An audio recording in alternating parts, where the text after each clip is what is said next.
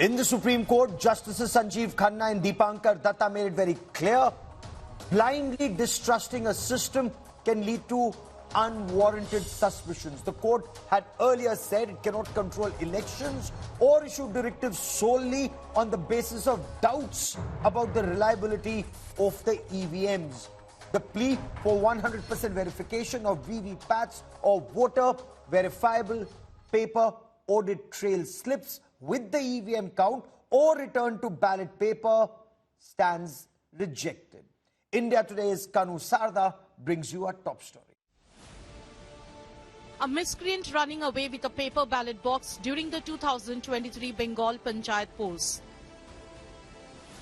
putting a question mark on the integrity of the entire rural poll process.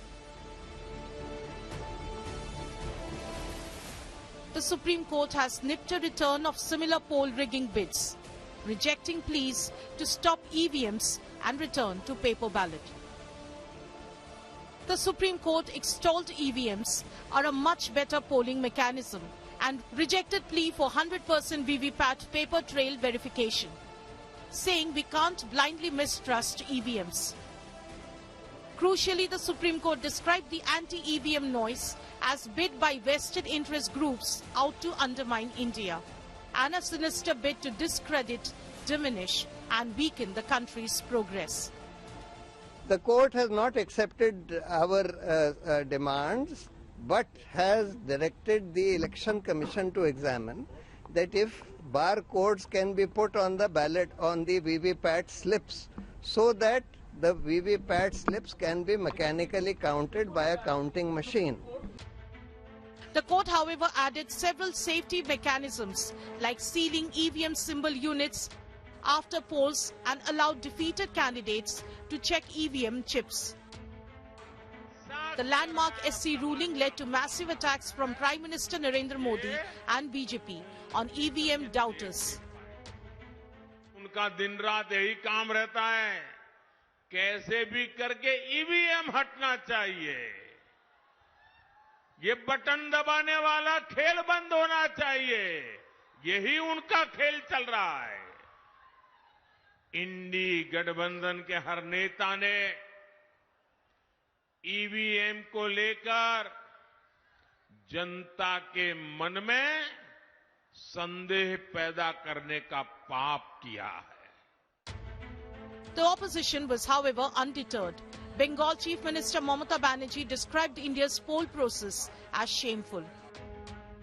সেন্ট্রালের কাছে আমরা ক্ষমা চাইবো না, মাথা নত করব না, কোনো দুর্নীতি নেই, মিথ্যে কথা, এটা বিজেপির plan.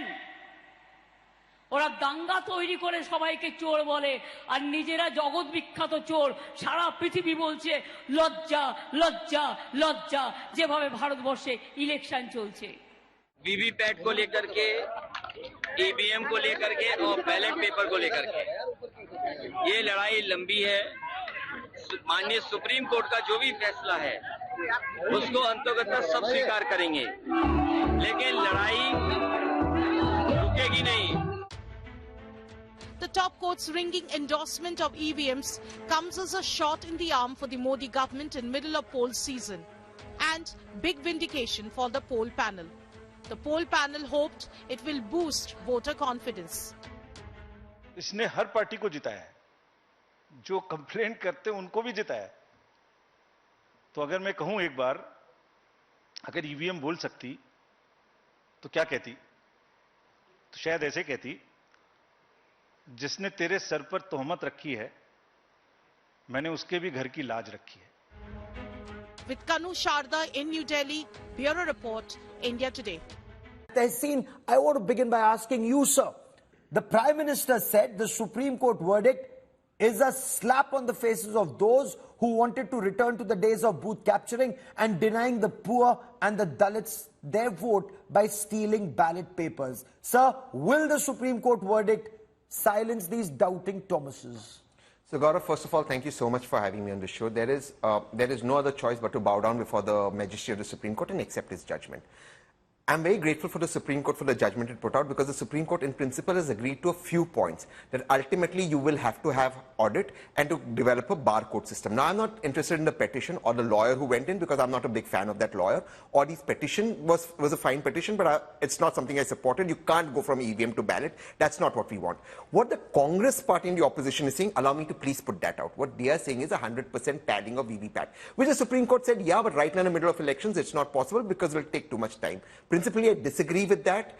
I think we should have 100% tallying, but you bow to that. Second part, what the Congress party is saying is the paper on which the VVPAT is printed, the ink should not disappear. Again, the Supreme Court's upheld that. It said it should be stored, so should be the unit. So I think that part is good. The third thing that the Congress party is saying, look, the VVPAT should go to the voter who can put it in a ballot. Now, a mechanism can be developed. If not, what the Congress party is saying, when they come to power, you'll get the slip in your hand and it will be put in the ballot. So they are not against EVM. But one question that needs to be answered.